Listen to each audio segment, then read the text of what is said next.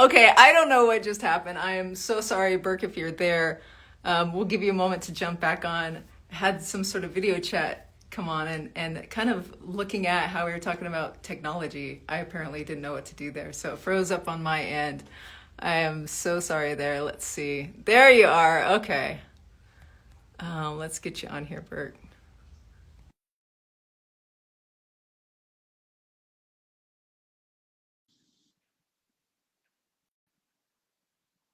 All right.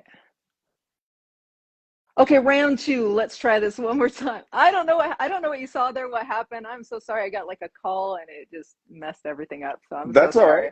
So jumping back in, for those watching in the replay, I had a little technology kind of like you said, if your son was here, he probably could have told me what to do because Yeah, I had I blame no idea. myself. Trust me, it's I'm why we can't have nice things usually. Oh, So oh man, oh man. So going back to the question, where did you develop, that mindset, even with the difficulties that life presented to you? And I know you're starting to say like, you're a work in progress, but how do you stay focused on, living from that space? so yeah, so I think I do. So first, full disclaimer, right, is that there have been times in my life where I wasn't proud of my attitude or my actions, or I was blinded to what was truly important and all of that. So like it is certainly without uh, mistakes on my part in my past, and I'll make more where I'll miss something that I didn't even, I'll miss something in an experience with someone, in a moment with someone, where I'm not present or appropriately present, or I'm not, I'm not seeing what it is that they are seeing, or that they want, or that they're excited about, or interested in, and those unfortunately can occur still, and they will again. But the best that I can do first, I just try to, I say this, I want to be the kind of human being that my dog thinks I am. um, Yep. because my dog Dobie Maguire, he loves me unconditionally, thinks that I hung the moon and all of that. And so, um, oh man, there's so many people on here that I could say hello to. Hi, everybody that's tuned in. Thank you so much, and thank you for the support. Several of them are here, I think, because I begged, because I'm always nervous on these things. Um, but so. One of the things is, for me, I did have I did have a different upbringing, but we all have pain. We all have things that are challenging and difficult for us throughout our lives, and none of that can be defined by you lost this person, or this animal, or this even material thing that isn't material to you, that looks like it's material to someone else, right? But you lost this thing or person that was so important to you, and that pain that someone feels, and that grief is real, and it's in my line, in my world. I try to look at that I try to make that a balance. I try never to think, well, they only lost this and I have lost something, because that's just Yeah. not, that's where that's where you start that ability to allow yourself to be. We will all be victims at some point in our lives, right? But Hmm. it's and this, none of this can be a generalization.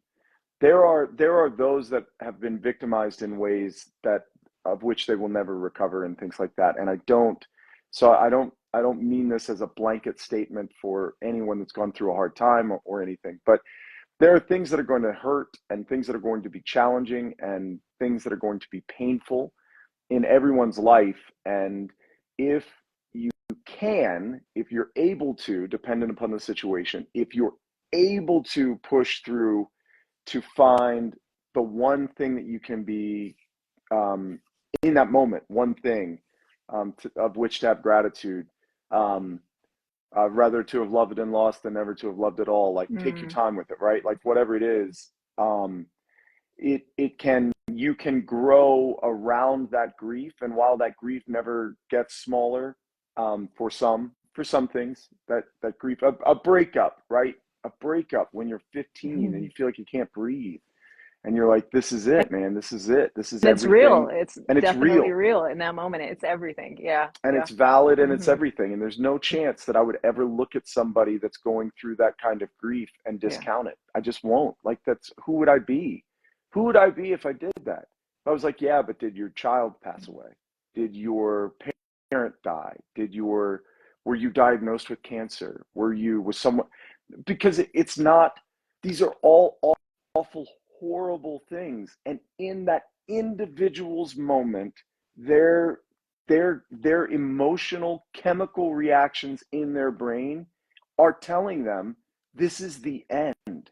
And so it's 100% real to them. Yeah. It's the same thing in de-escalation with someone who's going through something, someone who's struggling emotionally or having a mental break. It's the same thing with de-escalation.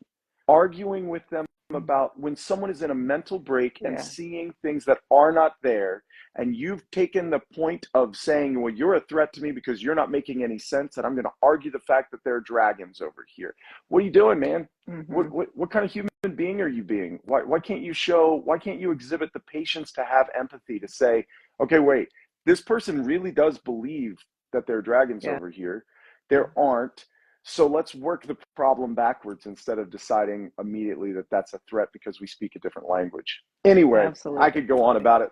But what I try to do is I find something every day, and there are days where I wake up and I'm so bummed or hurting or feeling it, and all I do, this is probably going to sound super whatever, but I go to the local Starbucks or the gas station or wherever, and I buy somebody a coffee, or I take a stranger, or because I try not to involve like financial into it, Mm-hmm. right? So like, because that also to me, if I'm already in a low mood, right? Here's the other thing: if you're already in a low mood, bro, your brain will tell you everything that you're doing wrong, right? Even when you're doing nothing wrong, it's like, oh, you have that $8 to buy that Starbucks. You're such a jerk. Yeah. Look at you just buying the $8. Don't live in that space. Oh my gosh, we all do it. By the way, we all do it. But try And not to live in that space. That's so important to hear, because like we get outside of our head, and it's easy for us to it's easy to look at you and go, oh my God, he's got it made. At a young age, he's on Dawson's Creek, he did this, he 17 in New York, or what age you were when the modeling agent comes up to you, you've got it made. It's easy to look at the highs of other people and to really bring ourselves down. And what I love hearing you say is to take the time to put yourself in someone else's shoes, or to at least acknowledge, that their pain is real. It's coming from a definite real place, and to not do that. But also to give yourself that kind of, boost where you can, to understand that the brain is not us. It's going to tell us all sorts of different things. It's going to try and keep us where we are and keep us stuck so that we don't go out and do the big things and you will in life that we need believe to do. it. Yes. You will believe it because it's your brain. Yes. It's what tells you what's true. A colorblind person is not colorblind. Their brain tells them they are, right? And they can't help that, but their brain tells them they are. If you try to tell somebody, my son thought that Minority Report was My Nerdy Report, and it broke my heart when he found out that it wasn't. But do you know what I mean? He had misread it, and it was filed in his brain as My Nerdy Report. Oh my goodness, and he thought that it was about, made. and I was just like, this is the greatest Minority Report.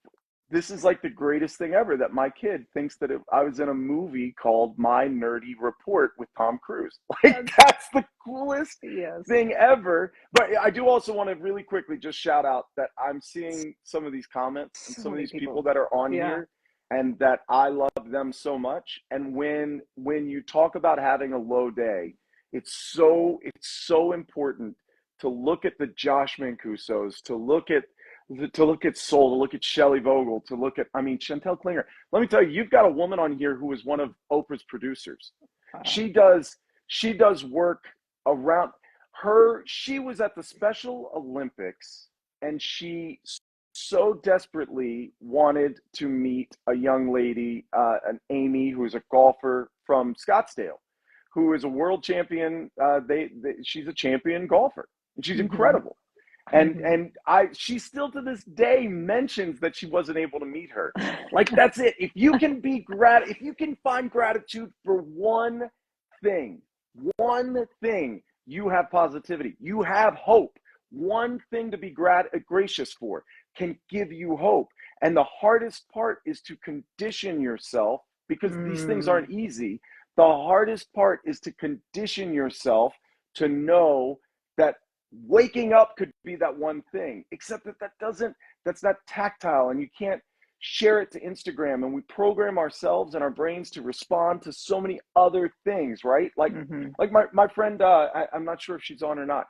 There's a friend of mine, Christina Villa. She stars in this movie that I did, a Wanted Man, with Dolph Lundgren and Kelsey Grammer and Christina. I mean, she's the female lead in this movie. And she's here, by the way. Is she? Okay, yeah. I think you've got a better set of what you could see. Do you know what I mean?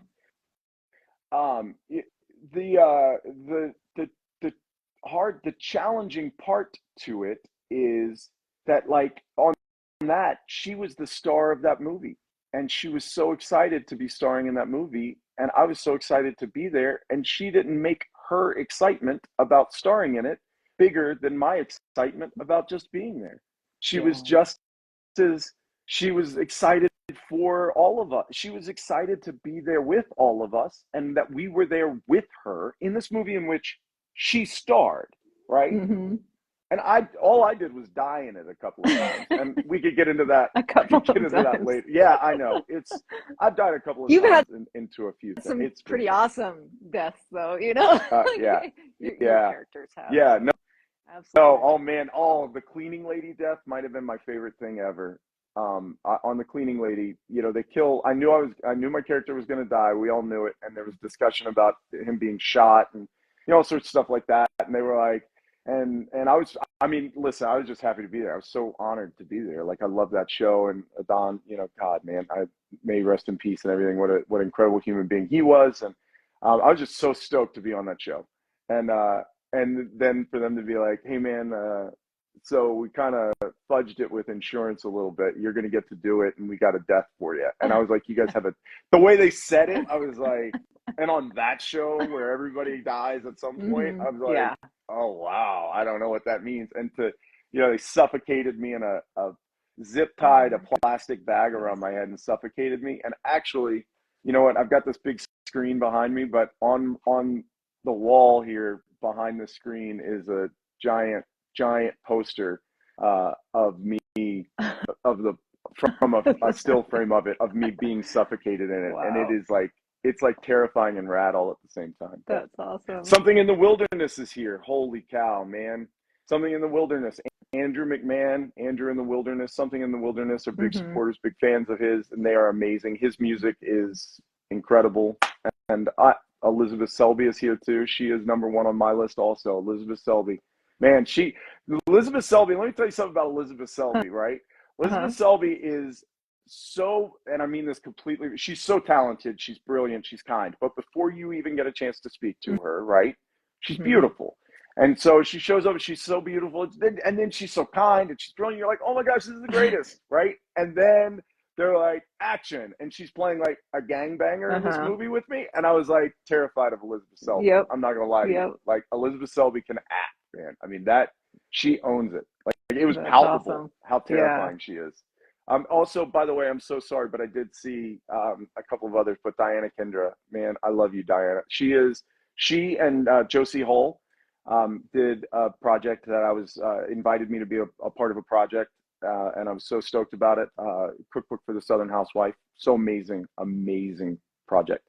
And then their other one just won at Chandler Film Festival, and I got to be there. I was hosting the film festival, and they won. I was so stoked. That's awesome. And then, oh man, they both came up. By the way, super mad talented people, right? I mean, incredible talented human beings, biggest hearts, the most talented. They also, on a side note, happen to look like they stepped off the cover of like Glamour magazine. I mean, they just do, right? Like, that's not who they are. That absolutely does not define them, and it 100% is not top of my list on things about them that blow my mind. But they are blow your mind, also physically attractive, and they look like they stepped off of the cover of Glamour. So I have forgotten about all of that because they're like my kids' sisters and I love them so much. And I'm like, I hear their name announced and I see them coming up and I'm flipping out. And then I'm hugging them. And then I turn around and look and everybody in the audience is like, because then nobody in the audience knows I know them. So it looks like I'm trying to tackle two supermodels walking up to collect a prize. It looks like I'm like forcing myself. No, you must hug me. You must hug these supermodels. I was like, I love that. I worked with them. I know them. I know them. We're good. It's cool. No, like the judge said I can be here, so we're okay. No, I mean, anyway. That's sorry. that voice again, though. Like, how much of that is the voice and how much was really, I'm sure, like, the industry and just the presence that you give off, just, it shows that. And it shows by the people that are showing up here. It shows by the people that reacted when I posted your thing. Just everyone, like, people were messaging me like, oh my goodness, he's the best. He's the most humble, most grounded person that I know of. And it's amazing. You give off that energy and you're going to attract those same type of people in the industry. And I think that's something that I love so much. Like, it's the film industry has gotten a reputation, depending on how you look at it or when you got into it, it can have a reputation of not having, the nicest people around. And to see you being able to be in, the big movies, the big name, A celebrities, the big time director, Steven Spielberg, that's awesome. He's like over on my wall right now. But to be in that, to also have, the indie side of it, and to just have such gratitude for everything and the other parts of it, I don't even see show up in your world is, I mean, that takes, that consistency of reminding yourself of the gratitude and looking at the good, the amazing people that you get to work with. Is that difficult for you, or is there a standard thing that you do every day to remind yourself, even on the maybe the tougher sets where there's not as many people showing that gratitude around you? What is it? How do you find that goodness everywhere you go? So, I think so. From that first, that's incredible to hear that anyone messaged you at all, let alone positively. Tons. About like. All we can do is we can all impact change. All of us have a platform when we step out of our house. All of us now have platforms when we go on our social media. But you can impact. Somebody can be having a rough day, and you toss them a random compliment, even though because you don't know where somebody's head is at, where their heart is, and you can say something nice to somebody, or just smile, or and that kind of thing can ripple effect throughout that person's day. And you just never know how you can impact somebody. And so there is nothing on this planet that I can do, and I don't want to spend any time talking about this specifically, if that's okay, but there's nothing on this planet that I can do that brings Beckett, my son, back. There's nothing. There's no amount of nice. There's no. I could cure the cancer that took him, and it still won't bring him back. I wish I could. God, I would do anything to do that for the other people in the future. But there's nothing, and so all you have is what you have, and so all you can impact is what you can impact, and so you grow around your grief, and you try. And you make choices throughout that to grow in as positive a fashion as you can, and that is all I try to do is do that. That is just try to grow around the grief in a positive, caring, loving way, and let that grief power me to do that. And so, as far as staying grounded, like, man. Do you know how many talented people I work with? Do you know what I mean? Like you want to stay grounded, show up on a set with Josie Hall directing. You want to stay grounded, show up and watch Christina Vila. Man, she got in. Like we were doing this fight sequence, Kelsey, and she was in every beat of it. And you're like, this is insane. You want to stay grounded. Look at the people around you who are so freaking brilliant, that are working so hard. Look at the person look at the grip. Look at the grip, who's Hollywooding something because we don't there's not another C stand. Well, there is, but it's at the truck. The truck's over there, and we got to go. We got to get it. So they're Hollywooding something. Look at your boom operator. I mean, I don't even know. Like, I don't know how boom operators don't do pole vault and win. Like, I just don't see it. Like, I see they should just automatically, like, or I don't know. They need I don't braces know how like the rigs where you carry the cameras. They need something to help them as well. Yeah, I mean, absolutely. A steady cam op. Like, look at these people who are there and they just absolutely crush it. And then, to my dear friend Chantel, who I love so much, look at your rescue dog, Dobie. Look at my dog, Dobie Maguire. I name all my dogs, I always have, after celebrities. So I've had Burt Reynolds, David Hasselhoff, Dobie Maguire. I got Dobie from the Humane Society, and he was 9 weeks old and had just been surrendered there the day before by the police. He had been rescued he was being bred for awful things. And he was just the cutest, most loving, scared thing you've ever seen. And, you know, he imprinted on me. And that's the thing. And he influences me every day, because when we have down days, and people do. And God, I love everybody on here and anybody that sees this in the future or whatever. All of those things, when you're having a down day, that's okay. Like, don't let anybody tell you that you can't. Just look at it and try to progress through that as you can, so that you can not have another down day the next day or whatever. Do you know what I mean? And try to find the one thing and stuff like that. None of this, I don't mean any of this is like I have down days and then I get over it and then I'm like off doing movies. I mean, like, whatever. Like, you know, although there are times where you do have to do that, right? You do have to pull yourself out and go to work. Like, you're on set. But I think when you do that, I think it's just putting that on hold. I think there definitely needs to be a space to turn and look at the feelings.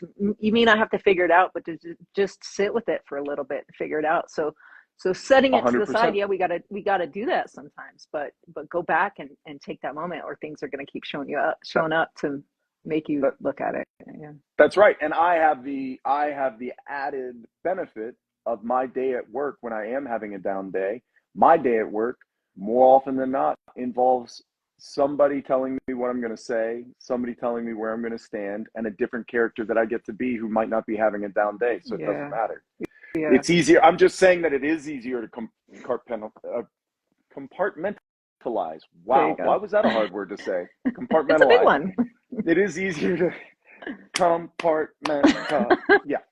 Flashback to elementary there. Wow. Right. But it is, you know, for me, I do have that added benefit that helps quite a bit. But I will say that, you know, those kinds of things, when you are on set, it's also, you know, it's also easier to lay into the quiet of it, the quiet space on set and things like that. And you know, like, producers work freaking so hard. And by the way, 99% of the time, the producer that you're talking to on a set is employed by somebody else, basically with the money, and responsible for that money and answerable to every penny of that money and the performance. And like, directors absolutely have an incredibly difficult job, both artistically and logistically, right? But and a big part, I like to say that a big part of what a director does is because everybody has their own artistic language and how their own process and all of that. And there are so many different ways that, so many different times that a great director is really a decoder ring for you. Like, they know how to speak in an artistic language that you understand about what you need to hear, and them about what they need to hear. And then the two of you about what you need, you know what I mean? All the while the camera guy's like, can we just roll? You know?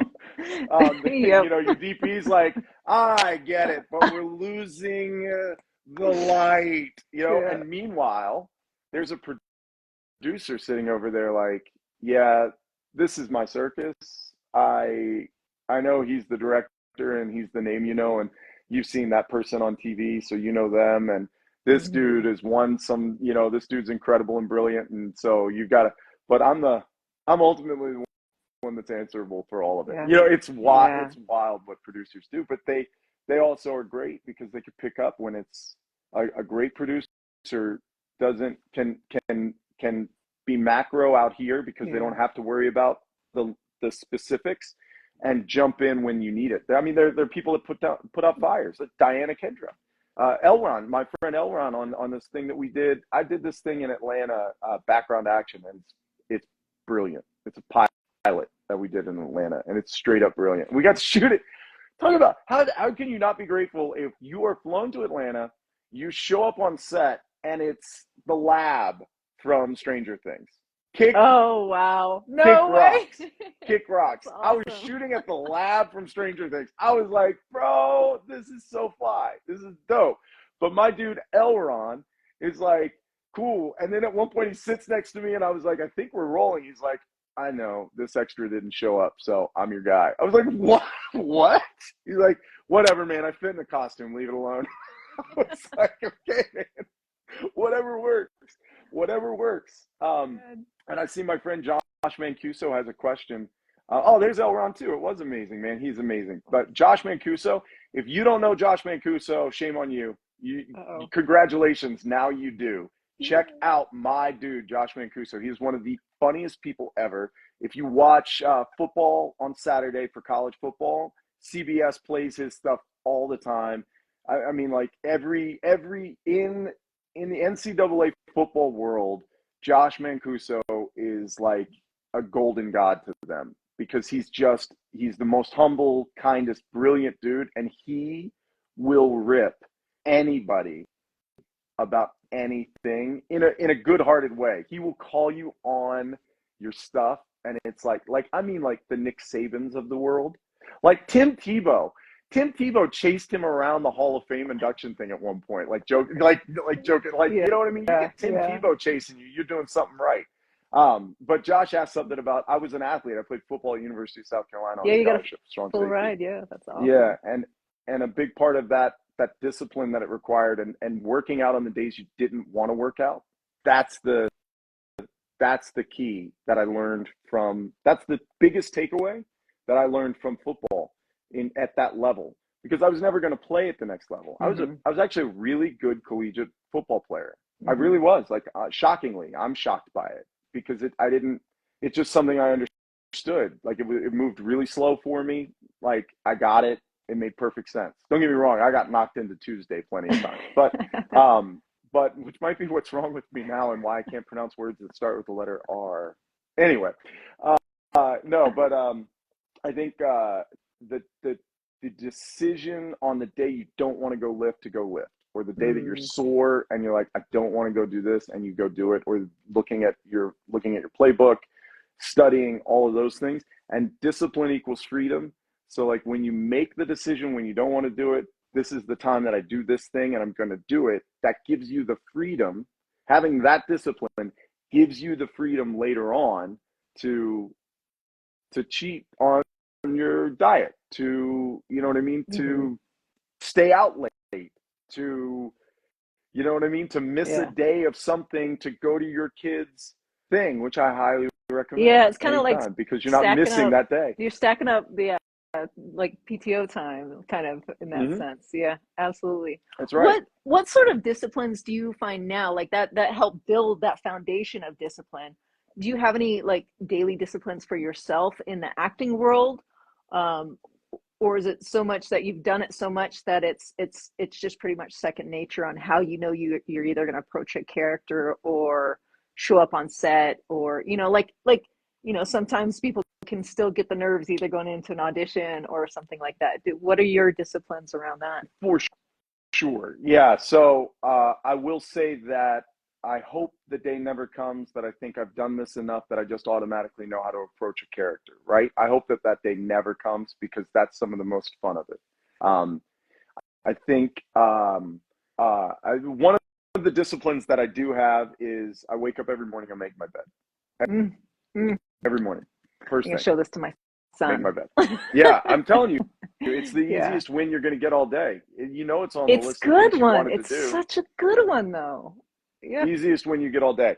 Yeah. Now, when my roommate, she hates when I call her my roommate. My wife is in the bed and I make it. It's upsetting to her, but no. I just think from the acting standpoint, I think the biggest discipline that I take to it is that I always look for the empathy and the truth in the character that I'm playing. And sometimes that's harder than others. Hey, Roman, sometimes that's harder than others. And sometimes it seems impossible on the first couple of reads of the script. It's like, there's no chance I can play this guy, but I don't like him. And you can't do it that way. You can't play him right if you're doing it that way. You can't play him right if you don't like him. And so allowing yourself to like the character is a discipline, and it's a thing, and it's a choice of accepting that it's a choice of letting your brain convince you of something you need it to convince you of. Now, going back to that, a little call back to that, right? I'm saying, like, yeah, this isn't who I am. I'm not gonna like not come out of this. This isn't a spell. I'm going to accept that for this moment and on this page, this person is saying this because of yada yada yada, right? And I mean, I've had roles that say or do horrific things, and you have to make those. You have to while performing the character, you have to be comfortable with that character. Like, you just do. And that's why it's a discipline, is because there's not so just do this and think that saying racist or sexually abusive or mean or nasty or selfish or self-aggrandizing, think that those are just fine and you'll be fine. Like, it can't be that, because the honesty of the character is what gets them to lean in. You know, the character that the character that gets in the face of of a young lady on that thing cookbook for Southern Housewives, right? Like, the character that gets in the face of somebody and screams at him. I mean, yeah, okay, that guy's really mad. I get it. You're sure he's mad. Yeah, that guy, I don't like that guy. That guy's nasty. I can't stand that guy, right? But like that's not what you want. You don't want the audience to back up and go, oh man. I mean, sometimes it is. It is. But like, in that moment, in that particular picture, in that particular project, Josie and I, and Diana too, but Josie was directing, and we had like talked about it. And it's like, that's not what we wanted. You know, when I told her this other kind of thing that I had, she's like, I think, let me see it. But if you can pull it off, that's the way I want to go. And so instead of this woman spits in my face, and I deserve it. And instead of yelling at her, I wipe it off, and I get just a little closer, and I don't quite look at her. Yeah. I thought you'd say that. And then I just drop off and step back. And it's that way the audience, when I'm saying this thing, instead of, I thought, instead of screaming it, the audience goes, what's he doing? What's going on? And if you can get them with the bad guy to lean in, if you can get them to lean in, the audience, with the bad guy, whoo, child, that's where you get them. That's where you get them, That's, so. That's good stuff. That's good stuff. You've got a question. My man Ben, too. Yep. He's asking, how do you find directors that speak the same artistic language as you? And how best do you work with those you don't share that language with? Yeah. Wow. That's actually a super great question. One part of that, and I think it is under appreciated, or at least under celebrated. One way that works is in casting. Casting has all of these conversations with production before you've ever stepped in the room, before you've ever been submitted, maybe even before, depending on the project, before they've written the breakdown. Casting has asked all sorts of questions to figure out what they are looking for these roles. And so when you are in with casting, whether it be even on a self-tape, when you're receiving notes from them, your breakdown, any of it, when you're in a callback with casting, there are these opportunities that great casting directors, the Finn Cannons and I mean, God, Bella Hibbs, like Good Faith, like, Yep. and then, but just the same in LA, like UDK, like, Robert Ulrich or UDK. I mean, like, he is one of the best at giving you clues because he wants you to do well. They all want you to do well. And they want you to do well. Some of them want you to do well, by the way, because they're great people. Some of them want you to do well because they're great casting directors. Some of them want you to do well because they're great people and great casting directors. And some of them want you to do well because if you do well, they do well. You're their solution. Because you're their product. Yeah, absolutely. So and that's all fine. All of those are amazing, right? But so if you listen to those things, you'll hear sometimes intentional, sometimes it just slips out. But they'll drop knowledge on you. They'll give you these clues about what's up. And like, you just have to read between those lines to pick them up. Then that gives you something to bring to the director and to bring to the scenes. And so if a director doesn't speak the artistic language that you speak, like some directors will give you line readings. And I really, really, really, I don't care for those. Everybody has their own process. I know I've got great friends who are, by the way, phenomenal actors, and they want a line reading sometimes. They're stuck. I want to hear you say it, and it's not even that they're going to parrot what you say. It's not even that they're going to parrot what you say.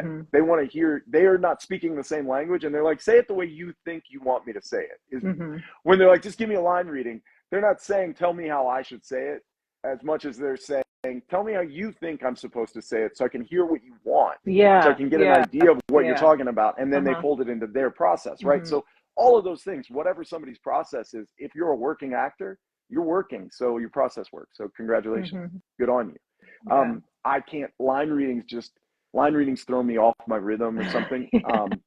So what but there are directors that'll give them, and I try to figure that out. I try to figure out what they're trying. I try not to take it personally as though they want me to parrot back what they just said. And I try to pull that from it, extract that from it instead. And I understand, I live in the space of, we are all here collaboratively to make a finished product. And it's not about me, and it's not even about the director, and it's about the audience. And it's not even about the producer. As much as all of these things are things that make this car go, it's not about the car going, and it's about it getting to the destination, which is the audience, and delivering something to them, and hopefully doing it in a manner that they enjoy, appreciate, take an escape from, whatever. Like goofball stuff. I love goofball stuff. That's awesome. You know what I mean? Goofball stuff is great. Scaring the crap out of people can be great. Singing and making them laugh can be great. Making them cry can be great. It could be so cathartic. It could be so cathartic for somebody to laugh hard, to belly laugh, to cry, to shake their head and like, what even is this? Like, when you watch some of those fever dream movies and you're like, what am I even watching? And then but you watch it all the way through. You just still you're like, go through it. Yeah. Well, there's my friend Andrew McMahon has this. God, he's one of the greatest musicians you could ever meet, or listen to. He Something Corporate, Jack's Mannequin, Andrew in the Wilderness. They're all Andrew McMahon. They're all incredible. Nice. Andrew did this thing on his last tour, where it's him and a piano, and a couple of his musicians go into, and it was about a camping theme. The whole tour they were headlining was like outdoors and camping and making friends. And he just these shadow sock puppet shadows in the tent making fun of him, and it's like, what's even happening in the middle of a concert? And yet it was like brilliant in that it was a break from the concert. It was humorous, and Andrew and the guys enjoyed it too. So you were in that moment, and it took some of these large venues they were playing that were packed out and made you feel like you were in a moment with them still, even though it was a packed place. And Andrew actually, Andrew was on. He did a live performance on one of the shows I was on One Tree Hill, because Mark Schwann, Oh, wow. he who shall not, yeah, he who shall not remain, who shall go unnamed, actually. But the showrunner of that show, who ended up not being a nice guy, but he, you know, I dropped some albums on him at one point, and like he ended up having Andrew on, so it was really cool. Awesome. But Awesome. I think there were other questions. I'm so sorry. I'll just talk for days until you tell me to be Oh, quiet. no. Maggie This Morrison's is so Grinch was a awesome. fever dream. I love you. Ari Spence, man, what a fantastic performer she is. What a fantastic artist she is. She owns an alien museum. Oh, wow. Wow. Period. I'm Where's that? Like, it's done. Hudson Valley, New York. I'm done. in New York. Wow. Period. Like, we have that a lot out in the West, but wow, in New York, that's awesome. Okay, so one of the questions, and it's similar to one of the ones I have for you, is what from Shelley, what advice would you give young actors today trying to break into the business? Shelley Vogel. I would give them two pieces of advice: be more like Tony Vogel and have a mom like Shelley Vogel. No, that actually is, though. That is, have the right attitude and have the right support system around you. And if you don't have the right support system around you, or you're surrounded by negativity, it's not that you have to cut them out of your life entirely or anything like that. I would never say that to anybody. I also would never say that you can't cut someone out. Don't get me wrong. I'm saying all of that is personal. And so, like, I would never speak to that without very, very hearty specifics that I don't understand. Right. Yeah. So, yeah. But yeah, surround yourself with the right people when it comes to your professional.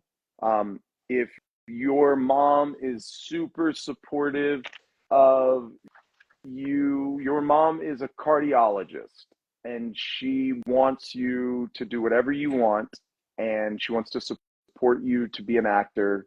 But she doesn't act, and she never has, and she doesn't even watch TV, and she has no appreciation for the art, but she supports you. Love on her and accept her support, and don't take acting advice from her, right? So that's what I'm saying. Like, be selective. Yeah. Like, take the support, take the love, return it in kind. Don't take, give it back, right? All of that. Yeah. But pick and choose who you listen to for your mindset as far as that's concerned. That's what I mean there. When she's giving advice, just take the love from it. Yeah. Take the love from it. Yeah. But Shelley's actually really, that's not Shelley specific. Yeah. She actually gives incredible advice to him, but she's just remarkably encouraging. And that's one of the biggest parts of it, is you have to be able to encourage yourself, and you have to listen. Just listen more. Like, on set, in life, in class, when you're talking to somebody, say something and then listen. And I'm better at it than I am on these interviews. I apologize that I talk so much on these interviews. I do it every time. We want to hear from you. We want to listen to you. Just the interviews I've seen with you on is just amazing. Just, you know, and it, like you said, kind of reading between the lines. It's not only what you say, but the energy that you give it with, and you know, stopping to give the shout outs to the people. This is truly how, like, you embody what it is, you know, I'm trying to learn, and people watching. I think that's something people looking to break into the business learn from Bourke here. Learn from how he looks at people and how he just loves being on set and celebrating, you know, those kind of things. I think it really helps go so much further, and what helps get you out of, like, your actor's mind, and that you know, that voice that's telling you you're horrible, is when you're focusing more on other people and listening, then it can help you go so much further than, you know, oh my goodness, I'm so horrible, I'm gonna stop here and not do anything further. So this is what we need. We need more people like you, and the fact that you go on shows like this is just, it's amazing. So I appreciate you so much. I'm humbled by that. Thanks. That means a lot. Thank you. A huge question I have for you is, you know, you talk so much about other people and you support other people. Looking forward, something for you. Say you have a genie that has told you, you have one wish that I can grant you, but it's just for you.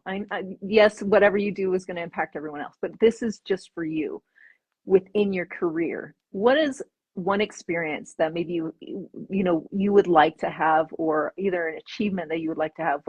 What's something that you haven't had yet that you want to achieve in this career? I would love to play. Modern Family is such a brilliant show, and like you could rewatch it, rewatch it, rewatch it. For me, right? And I know it's not everybody's cup of tea or whatever, but I love Modern Family, and like I think there was a period where the idea of being on a show like Friends would be amazing, and it would be. I don't mean I'm not begrudging being on a hit, or like New Girl would be incredible. Like any of those shows, but um, um, I would love to play the Phil Dunphy character, kind of the dad on a sitcom, and I would love for that to run for a while. I remember growing up with Alan Thicke on Growing Pains, and you know what? We're off screen and all that stuff completely aside, right? Like it's one of those things where I will not speak to any of that. I wasn't there for any of it, and I can't speak to it. But Bill Cosby, I remember growing up with the Cosby Show and Bill Cosby, right? And that part as a child, seeing that was incredible to me and impactful to me. I don't know, man. Alan Thicke on Growing Pains got me in the feels. You know what I mean? Like there was something about how patient he was, how handsome he was. I know that sounds weird, but like again, you got to remember I grew up in group homes and stuff like that, and just have like that kind of handsome, and to find out that you learn later on that he wrote the theme song and sang the original version of it and all of that, and you're like, wow. And then Robin Thicke comes out and you're like, that makes perfect sense. It's just that kind of, to be able to play a character like that impacts people, and that gives somebody to look at as like a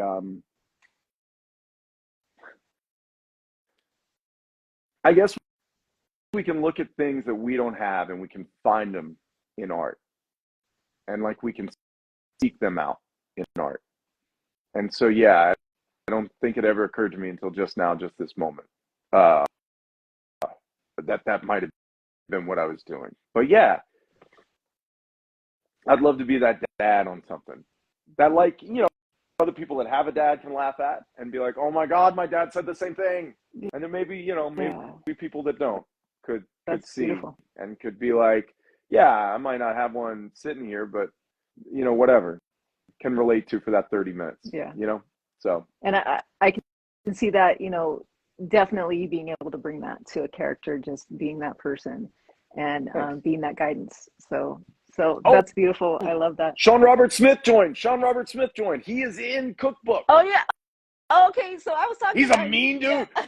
Yo, he shoots a chick. Spoiler alert. Not a great guy. Not a great gay. That Sean Robert Smith. No, he's a great. But he is. He's a really great guy. That's awesome. Yeah.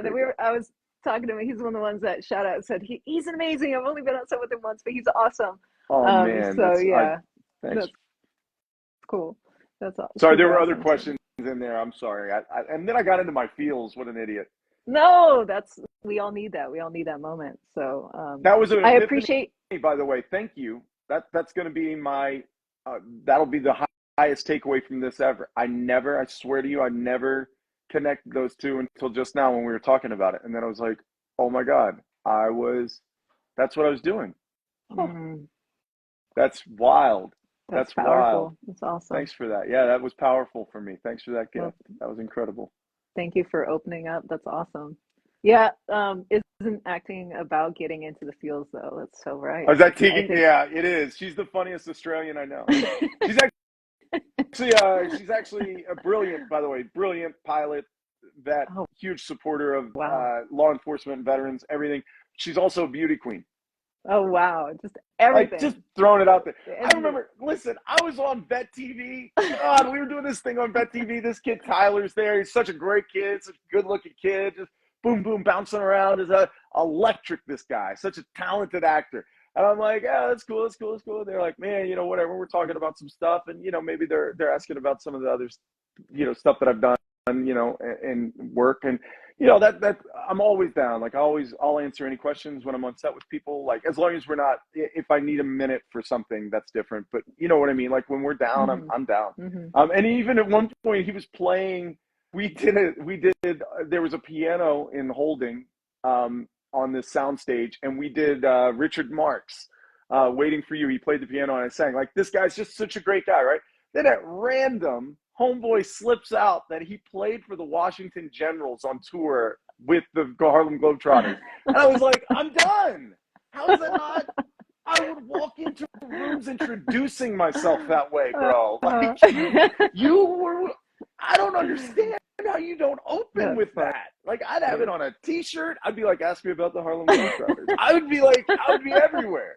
That's the craziest, wildest, dopest thing I've ever heard. You know what I mean? Cool. But it's the same thing. You know, like my friend Tegan, you're like amazing, what an incredible human being and all of that. And then you're like, you were Miss Australia. You know what I mean? You're like, what's happening right now? Like, who? Yeah. Like, how do you not? I mean, and I get it. It's a part of all of us as humans, and that's not what we define ourselves as, right? And like, for any moment, if I ever think that the leading line of the obituary, my family's not responsible for, right? The one my family, and I would never want this to be how my friends led the conversation, clearly. But if I'm absolutely lying to myself if I think that any obituary about me in just standard press isn't going to open with from Dawson's Creek or from, do you know what I mean? Known for whatever, then I'm lying to myself, right? But I agree. I get that, like, that's a part of what they have done. It's not a part of who they are, right? And so but I love fanning out for people. I love fanning out. Fanning out might be my favorite thing of all time because, like, it's so rad when people do it for you. When people are like, holy crap, you know, and they're so excited. I love genuinely fanning out. It's not a show. It's not like you're getting to share that experience with them, kind of, in a way. It's super awesome. Yes. It's like, wow. Yeah. Bro, who wouldn't want to be like? Who wouldn't want to? Somebody put a tiara and like be like, yo, that's wild. I mean, or, you know, if you play for the Washington Generals, hey, I was here and I lost this thing, because they never win. Globetrotters, always. Of course, But like, to have that kind of skill set, you're that good of a basketball player that you played against the Harlem Globetrotters regularly. Kick rocks, bro. Kick rocks. Also, your first pick. You're on my team. Yep. Interesting side note, I'm a horrible basketball player. Horrible. I was an athlete and I could defend, I guess, and I could like run and make it look whatever, but I'm not a very good basketball player, but I could dunk back in the day. I mean, I could really dunk. I could really make it look good. And so to this day, there are so many people who know me. Like J-Rath, I don't think he's on anymore, but J-Rath might even think that I can play basketball until this moment, until I'm admitting that I can't. If he's on, he'll attest to the fact that everybody thought I could play basketball, because I would like warm up, I would dribble some. I'm a horrible, you know, I would just like loosely, like nothing fancy, because I couldn't do anything fancy. And I'd be out there, I'd stretch a little bit, and then I would go and just absolutely above the rim, windmill a couple, like slant, I mean, absolutely eat the rim. And then I'd be like, oh man, that Cub Scout injury's acting up a little bit. And so I would never play. So many of my friends for the longest time were like, bro, and like, because you have that ability, people, you will forget what they say, you will forget what they do, you will never forget how they make you feel. And so they lose the details of the fact that I never actually played, and they felt like, holy crap, that guy can dunk, he's amazing. And you left them with that feeling. So they're like, oh man, you don't want to play against Bert, I'll tell you that. I'm like, you definitely don't want to play against me. I'm awful. It's no fun. But that's fun. That's super fun. Oh man, you got so many people jumping in here. You know, join too. God, just all sorts of. Welcome to the second hour. Everyone, I know, and I know you've got, you know, more stuff coming up, and I don't want to just you know, take all of your time, but I appreciate you so much. I've waited to get on. I've waited to get to chat with you forever. You are incredible, what you do. For the longest platform time, that you I was give like, to people. I was so like, okay, one day I'll be brave enough to ask you on. I even told you that, and you're like, anytime I'll be on. I know. But when I'm finally ready to be able to be like, wow, Bourke Floyd's on here, and so finally I just said, okay. You know, and it kind of gets that place. Incredible. It kind of gets that place where it's like, okay, it's not about me. People need to see you. So it's like, okay, I'll jump on and put my nerves to the side and just thank you so much for being here. So I do have a question though. You give so much to everyone else. How can I and how can those watching support you and show that love back to you? Oh man, I mean, I think they do already. I think like the way that people, I guess, I will say, I am humbled by the people that message and comment and even take the time to follow my Instagram. That's like the only one that I actually use. I really should be better about using others, but I never intended to use any of them to the degree that I am. And like Instagram, I figured out, my son showed me. With the help of. And actually there were two other people that I worked with when I first, I took a huge chunk of time off from acting entirely. Didn't audition, didn't do anything. I was working completely Civilian in a contract. completely different world. Completely different world. Which is funny because it's like, hey, how'd kidnapping go for you? Not pretty well, I don't think, since you're being arrested by someone from Dawson's Creek, dumbass. You know what I mean? Like yeah. I don't know what to tell you. But yeah. But when I came back, and during that time, I didn't have Instagram for the obvious reason of what I was doing for work. So I had this Instagram. I don't even know, a couple hundred followers or something. And Carla Schmick is on. I love her so much. She is amazing. What a powerhouse woman. But Natalie, I did this thing. First thing I did when I came back was a little horror film that we shot in like 2 days or something. And my friend Natalie understood Instagram, and I think her handle is the Russian Barbie. And she was like, yeah, do this, not that. I was like, oh, right, okay. And she helped me quite a bit and encouraged me too. And J. Alfonso Lopez was on it as well, and he did too. He encouraged me also. And he's like, yo, man, yeah, you should get on Instagram more. Like it's cool, like whatever. It's like, okay. So it's like knowing that was something that like, as an old man or whatever, I don't even know what to say, was like, it was like a platform that people were using was cool. I remember Facebook, you had to be in college or something. You had to, when Facebook first started or something, you had to have like a .edu email. Oh, seriously? Address. Like I didn't get into any of that till late. Yeah. No. So neither did I. Just remember that, and I had already graduated college and everything. I was already out of college, and I was like, oh, I guess I won't do Facebook. Like I mean, this is just forever ago, right, in New York. But so I kind of had that same approach to Instagram of like, I've got it, but I don't think anybody cares, and I don't know that I'll use it. And then Olivia Okoro, when I did Alien Sniper, Olivia, I saw her doing lives and her putting thought and process. She's not a content creator. She's not an influencer. She's an actress.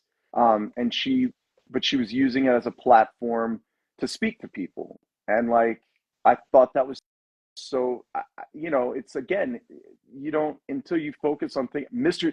Steve Owens is on here. Melanie, you've got Steve Owens on your live. Holy crap.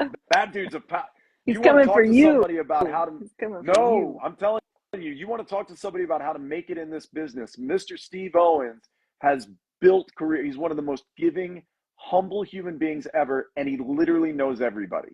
I mean, like knows everyone. It's the wildest thing. It's wild. That's amazing. Hey, Steve. Wow. I'm blown away that he's on here. No, so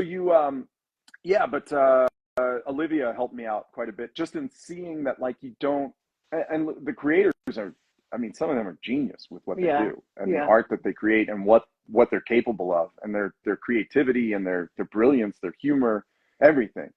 I don't have that skill set. But but I saw that doesn't have to be, you don't have to try to fit it into any sort of box. It could just be your thing where you talk. And so at some point it got to be the thing where I wanted to talk about the people around me that weren't me. And like, that was that's just my my favorite thing. So, I mean, I do talk about the projects that I'm in. I want people to know about them. I want people to see them.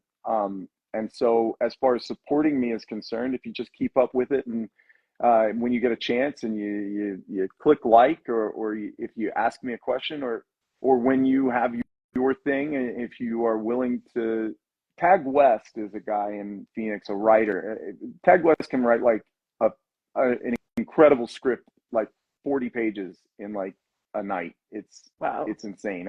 It's like a savant thing. Never seen anything like it. Truly, it's wild, and they're well written. They're like great pages. Like the guy just like breathes dialogue. I don't get it. But Tag, they were doing the 48-hour challenge, and he like asked me if I wanted to be in it, and like That's it ended awesome. up they didn't need the role or whatever that they had in mind or something. Like they ended up not using it because of the rules of the challenge or whatever. But like nobody ever, I didn't get into movies I didn't get into the entertainment industry. I Forrest Gumped my way into it in the first place. I didn't get into it to make a bunch of money or to be on TV or anything like that. I got in it because I loved it. I got in it because I saw Webster. I saw an episode of Webster when I was a kid, and they shot it on Universal, and they took a vacation in the show, in the storyline, to Hollywood. And all that meant was that they left their soundstage on Universal Studios and went on the back lot of Universal. And like, I thought, man, that's where movies are made. That's the coolest thing ever. And that's awesome. I heard that about you, about seeing Webster and them doing that, and then it just now it just clicked. Like I saw like a celebrity thing that you did, like an auction that you did, and one of the things that they auctioned off was you taking them on the back lot of Universal. Like, and what is that like to have like that? You saw that really rang out to you, and then here you are being the celebrity, being able to take someone on the back lot. And honestly, like that's amazing to me. Like back lot of Universal, like wow, that'd be so awesome. But how is that like you got to full come with circle me sometime. moment? You got to come with us. Oh my goodness, that would be like, I would just sit there and visualize the whole time. That would be awesome. But what is that for you? It's Like really that rad. full circle moment, like to be on the back lot and thinking about, man, I remember the Webster show. So what I try to do as a human being is I try to focus on, and in fact, my friend Christina, who starred in Wanted Man, when I was writing her to congratulate her again for it, and I was just telling her, please, no matter what, please try to hold on to this moment. Like, not just now, please try to lock it in and hold it in your heart right now and set it there, because I promise you can make it feel this way every single time if you lock it in your heart right now. You'll make it feel you will be able to revisit this and feel like this anytime, by locking it in, by really sitting in it and just quietly sitting there present with it for a minute and like soak it for a second and be like, wow, and acknowledge what you did to get here, but also because that's the thing. If you don't want to rest on your laurels, don't rest on your laurels. Like whatever you've achieved, I mean, there are people that have accomplished incredible things in this world, and they still go on to accomplish more incredible things in this world. And it's not about the level of recognition or notoriety of them. It's just about what you're doing. Carla Schmick has done amazing things, amazing things for businesses and for herself and for her friends and for me, for my family. Like, we've had a blast, right? Carla's amazing, right? But she just they're launching a tequila, Comisario tequila. They're launching it into outer space. Wow. She's going to send a tequila to outer space. Like, what are we talking about? What are we talking about? What are we talking about? Yeah. Like my friend Tyler, who played for, and it's because of Carla. She got that done. It'll be the first tequila, or I think it's the first spirit that'll be in outer space, in a capsule in outer space. Man, those aliens are going to enjoy themselves. But like, Tyler, who played for the Washington Generals. Like, that's amazing. And I talk about it. That would be the first words out of my mouth, right? But he's like, yeah, but I'm still working on building the first line of my obituary. Always be that way. And it doesn't, because it doesn't have to be Nobel invented dynamite TNT. And he was nicknamed Dr. Death all around the world. That was his nickname. He got nicknamed Dr. Death. And he was like, that doesn't, I'm a scientist. I don't want that to be, come on. Yeah. So he started the Nobel Prize. Like, that's awesome. I'm going to do a peace prize. Yeah. F you dudes. You don't get to tell me who I am. And that's like the top of everything, you know, like that's what you measure, you know, you can measure people by. That's just beautiful. Yeah. He's like, you don't get to define me. It's, you know, so much of our culture, so much of our society is about defining ourselves for ourselves and for other people defining us and how we want to be perceived and all of that, myself included. I include myself in all of those statements. But like sometimes it's just like, cool, like don't pet the sweaty, you know, don't sweat the petty, pet the sweaty. Like don't worry about don't worry about those parts. Put in the work, put in the effort. Make yourself the sweaty one, right? Because you're doing the work and see what you can achieve, and then let that be what defines you. So yeah, I mean, I think I would love for people to continue to follow and say hello and keep in contact and to think of me when, whether it's paid or not, like when there's something that sounds like it'd be fun. I'm a human being. Like I like fun. So, you know, and if there's some way I can help, give me opportunities to help you. Give me opportunities to like include me in being able to spread some love. I mean, again, being at that Chandler Film Festival and hosting it was one of the raddest things ever. I had such a blast. It was so rad. That's awesome. It was so rad. Awesome. Great guys over there too. People, like, yeah. Oh man, Mitesh. Yeah. I'll tell you what, if I'm ever in a knife fight in an alleyway, I pick Betty first. She's on my side, and we're gonna win. She's got amazing. Woo, child. Betty Ramirez will cut you. Jeff Fleming. I mean, there's so many people over there. There's so many people there that I just, you know, such a great community there. The mayor was fantastic. Like everybody over there. I don't know his politics, and I can only speak about my experience with people. Do you know what I mean? But he was amazing, and and I'm sorry that I qualify those things because I don't, you know, on these things, I've come to learn that like saying certain things can sound like an endorsement, right? And I would never want to endorse something I don't believe in. I don't know. I don't know his politics, so I'm not choosing either side of it. But he was great, and the entire event was fantastic, and it was beautiful, and everybody was so excited. And you know, I got my housewife on because Taylor was there, and you know, yeah, it was just a lot of fun. It was really, really a joy to be there, to see so many people, so many artists celebrating each other and themselves. Man, come on, take a victory lap, make it a miracle. Getting it done's a miracle. It is a miracle. It is. It so is. Wow, so many moving parts. Yeah, absolutely. But yeah, I was super bummed this year. I was finally going to be able to make it down there, and then I got sick like opening night. So I'm like, I will keep my germs at home and watch from afar and celebrate with you guys. Nick Chester just joined. That dude's a G. Sorry. Very nice. No, all these people. So wonderful. I am going to go ahead and wrap this up. Oh, and thank you for being online. You're such a nice and generous person with lots of love from the Netherlands. She was on early checking to see. I love her. I translated the wrong time, and she was an hour early waiting for you. So, so just so you know, like you've got people from around the world. You want to know how you can support people. She's a great example. She chimes in. She's so positive, you know, and I hope I'm not oversharing. She shared it on her Instagram. Okay. So I don't think that this would be, you know, she had an accident and she had fallen out of her wheel and she had hit her face. She had fallen down and she's so beautiful, such a wonderful soul. I love her so much. She's incredible, and she's always so supportive. And like that kind of thing, like I think I did this thing that was oh man, The Mole. which they've got on Netflix now, I think. Okay. It came back. It used to be on CBS, and they brought it back on Netflix, but it was started in Belgium.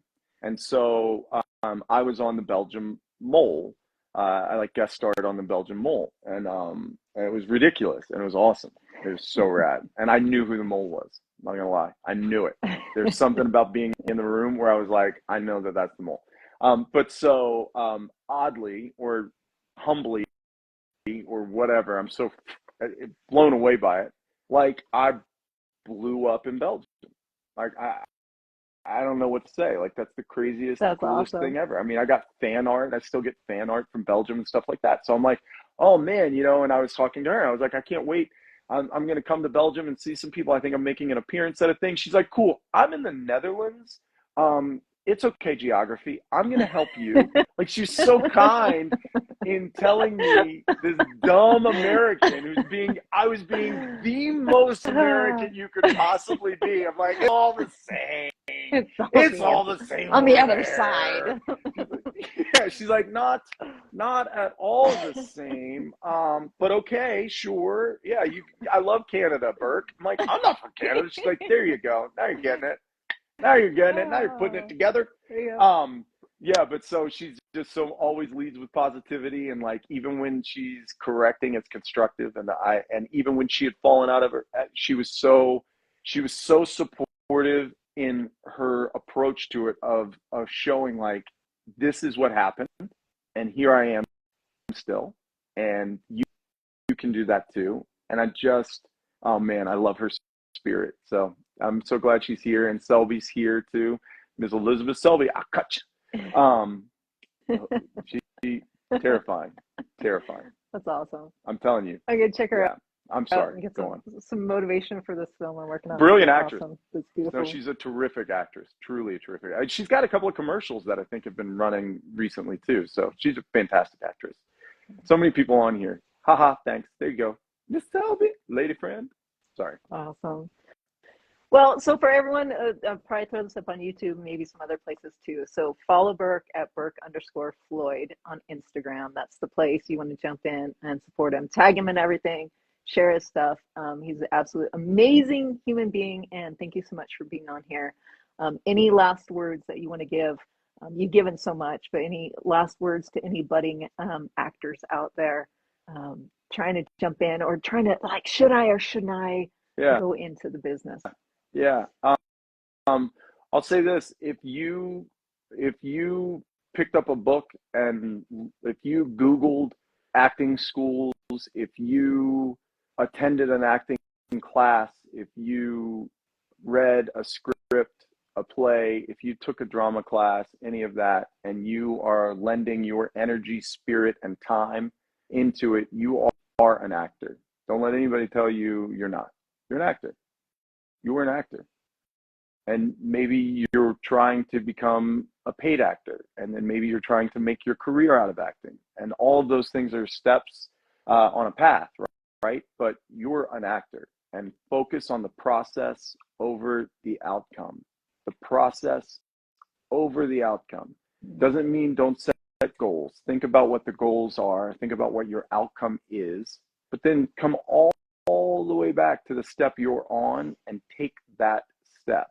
And do it with love in your heart and as much confidence as you can muster, as much humility as you can muster, and lead with your heart and know that there are plenty of people like Melanie or myself or anyone who are wanting to help and wanting to encourage you to be better and to achieve the things that you want to achieve.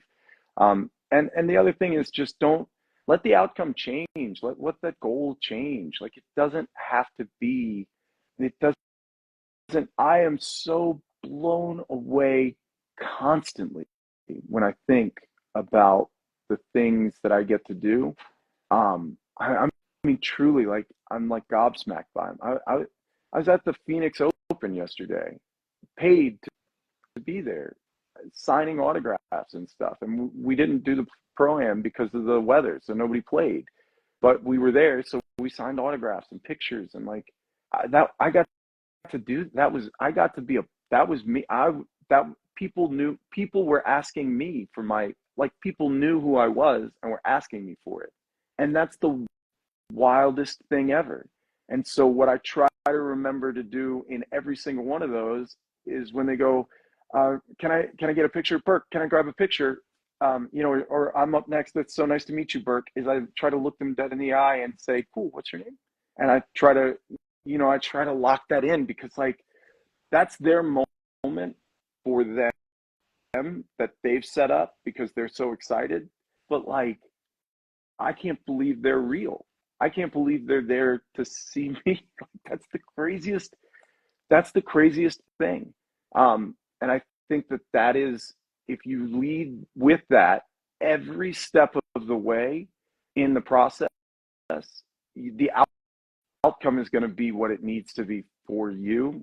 And you'll find so much joy looking back, and so many people that have impacted you, allow the people to impact you, and like take that part of it selfishly. Every single one of those people yesterday, I was blown away. Molly B's cookies just got on, and she is one of the most, hey, my girl, hey, best friend, Molly B's cookies. Can I just tell you something? Yeah. I will not take a dime from her ever. She's got plenty to give now that she's got this big Walmart deal. You know what's up, girl? No, I will. She can pay me in cookies for any. I would paint her house, and she could pay me in cookies. Her cookies are the most incredible thing you will ever have in your entire life. True facts. I kid you not. No joke. They are insane, Melanie. They are insane good. Nice. And they're available at Walmart. You can order them online. They come to you in this super cute box. They are send them out to people you care about for Valentine's Day. I do that, girl. I do. Oh, you can send them out to people you care about for Valentine's Day. Molly, I love her. I love her too, man. She bakes my dreams come true. You bake my dreams come true. Ooh, ooh, ooh, ooh. Amazing. This is no joke either. I'm telling you, amazing cookies. I think I was introduced to them. You're going to the Super Bowl. I love you so much. I'm supposed to be there tomorrow. Are you there tomorrow? No, Saturday. Are you there on Saturday? I'm there on Saturday. I still have appearances tomorrow. I still have stuff today, and then a big appearance tomorrow at the Open. But if you're there Saturday, I'll see you Saturday, and I will eat your cookies. It's so good. Her cookies are like, awesome. Her cookies are my diet's kryptonite. They're so good. Yeah. Oh my God, I could talk about her cookies forever. I love you so much, Molly. I love you. And Nick Chester, by the way, Nick Chester is a dude that I've known from Portland who now lives in the Valley, I think, headed to Atlanta. Of course you are, because you're conquering the world. You're Molly B. And Nick is like one of the greatest dudes ever, one of the greatest dads you'll ever meet. That is I think probably the highest praise I could give to somebody. I think from me, you know what I mean? Like I take that so seriously. Erica International, man, all these people that I tell them oh, bro, yeah, thanks for that. It rained all day yesterday. If you want to go tomorrow, you could probably go with me, but you're going to have to dress in a certain attire that you're probably not going to want to dress in because it's a paid sponsorship for me, but whatever. Love that guy. Anyway, thank you so much for having me, Melanie. I could just say, this is so much fun, these lives. It's awesome. It's so awesome with everyone joining in. And thank you for everyone that participated and shared everything. And again, sharing all the love that they have for you, because that's what you give. So it's beautiful to see and interact with. So thank you so much. I'm going to share this as much as I can, tag you and everything. And if you don't already, follow him on IMDb, because it's the coolest thing when, like, in 1 week you see like 4 things with your name pop up, and you're like, how is this guy doing this? It's beautiful. It's amazing. So, thank you so much for being here, and thank you for taking the time. I appreciate you so much. Thank you. I appreciate you, and I hope to see you in Utah. We'll connect offline about that. That'd be great. That'd be great. Wonderful. Awesome. Thanks so much. Have a great day. Bye, Bert. Bye. Thanks, everybody.